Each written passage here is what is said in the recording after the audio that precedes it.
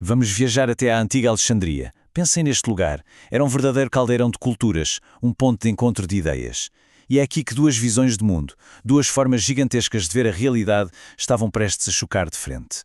A nossa história começa exatamente aí, com uma tentativa, no mínimo audaciosa, de unir o que parecia impossível de juntar.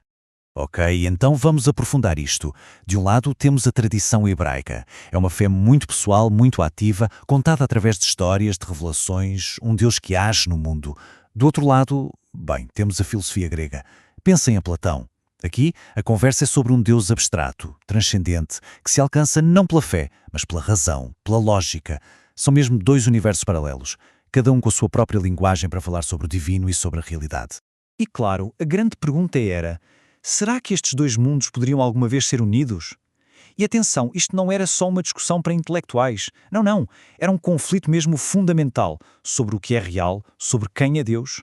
Como é que se podia sequer começar a reconciliar a revelação de um profeta com a lógica pura de um filósofo? Parecia uma tarefa impossível. Pois bem, a resposta, ou pelo menos uma tentativa de resposta, veio de um homem que estava literalmente no meio.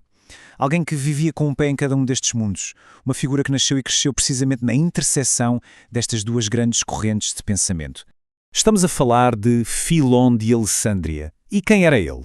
Bem, Filon era um líder da comunidade judaica, um homem de fé profunda. Mas ele também era um produto do seu tempo e do seu lugar. Foi educado na mais fina filosofia e cultura gregas. Lia Platão com a mesma reverência com que lia as Escrituras. Para ele, a filosofia grega não era uma ameaça. Pelo contrário, ele via-a como uma continuação, um desenvolvimento natural das ideias de Moisés. Para Filon, não havia oposição. Era tudo parte de um grande todo. E esta é mesmo a chave para entender Filon. A sua crença central era esta. Ele não estava a tentar escolher um lado. Não era judaísmo versus Grécia. Ele estava absolutamente convencido de que ambos os caminhos levavam à mesma verdade suprema. Na verdade, ele chegou a acreditar que o próprio Moisés tinha sido o primeiro filósofo, o professor original de onde todos os grandes pensadores gregos beberam o seu conhecimento. Ok, mas como é que se prova uma ideia tão radical? Para defender esta teoria, Filon precisava de uma ferramenta, uma espécie de chave mestra. Uma chave que lhe permitisse abrir as escrituras e mostrar que por baixo da camada literal das histórias estavam escondidas profundas verdades filosóficas. E essa ferramenta era a interpretação alegórica. Agora, isto não era algo que ele inventou do nada. Os filósofos gregos já faziam isto com os mitos de Homero, procurando significados mais profundos por detrás das histórias dos deuses e heróis. O que Filon fez, e aqui está a sua genialidade, foi pegar nesta técnica e aplicá-la à Bíblia. Ele tratou as narrativas sagradas como se fossem, bem como icebergs, com apenas uma pequena parte visível e uma imensa base de significado filosófico escondida por baixo. E como é que isto funcionava na prática? Olhem só para este exemplo. A história de Adão e Eva no jardim. Para Filon, isto não era apenas uma história sobre o primeiro homem e a primeira mulher. Não. Adão, para ele, simbolizava a mente, a razão. E Eva? Eva representava os nossos sentidos.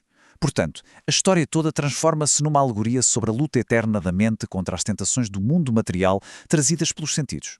De repente, o Jardim do Éden é um mapa da nossa própria alma. E foi a usar este método, ao escavar camada após camada de significado, que Filon encontrou o seu conceito mais poderoso e, sem dúvida, o mais influente, a verdadeira pedra angular de toda a sua ponte de ideias. Um conceito que iria, literalmente, mudar o curso da filosofia e da teologia. Ele chamou-lhe o Logos. E o que é o Logos? Bem, pense no problema central. Se Deus é perfeito, eterno, transcendente, como é que ele pode interagir com o nosso mundo, que é material, imperfeito e está sempre a mudar?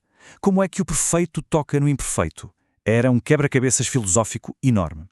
E o Logos era a solução de Filon, era a força intermediária, a ponte perfeita entre o Criador e a criação. Nas palavras dele, o Logos era como o projeto de um arquiteto, o selo arquetípico, a ideia das ideias. Imaginem que Deus é o grande arquiteto. Ele não vai para a obra misturar o cimento. Ele cria o projeto perfeito, o plano mestre, e esse plano é o Logos. É através do Logos que tudo é desenhado, ordenado e criado. É o pensamento de Deus em ação no universo.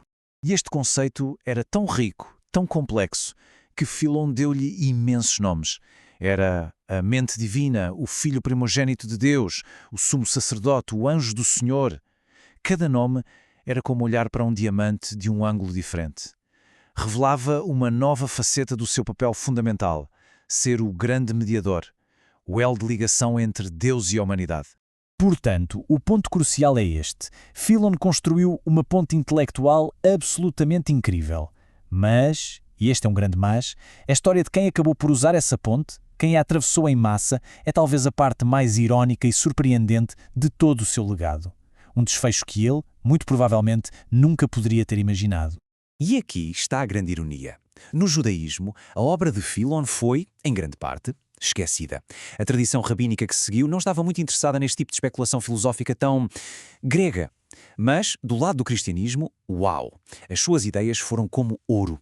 Os primeiros pensadores cristãos encontraram na filosofia de Philon as ferramentas perfeitas de que precisavam. O seu trabalho não encontrou eco na sua própria casa, mas foi adotado e celebrado por um vizinho inesperado.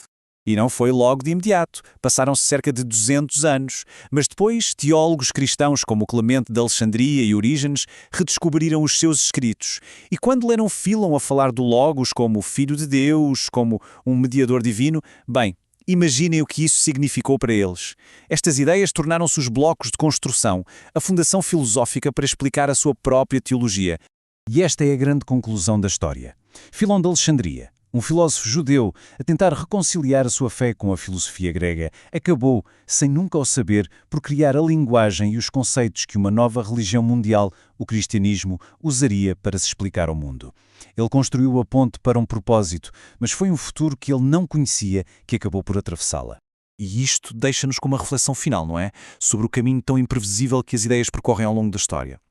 Fica a pergunta, e se a influência mais profunda de um pensador não for no seu próprio tempo, mas num futuro que ele nunca poderia sequer ter imaginado?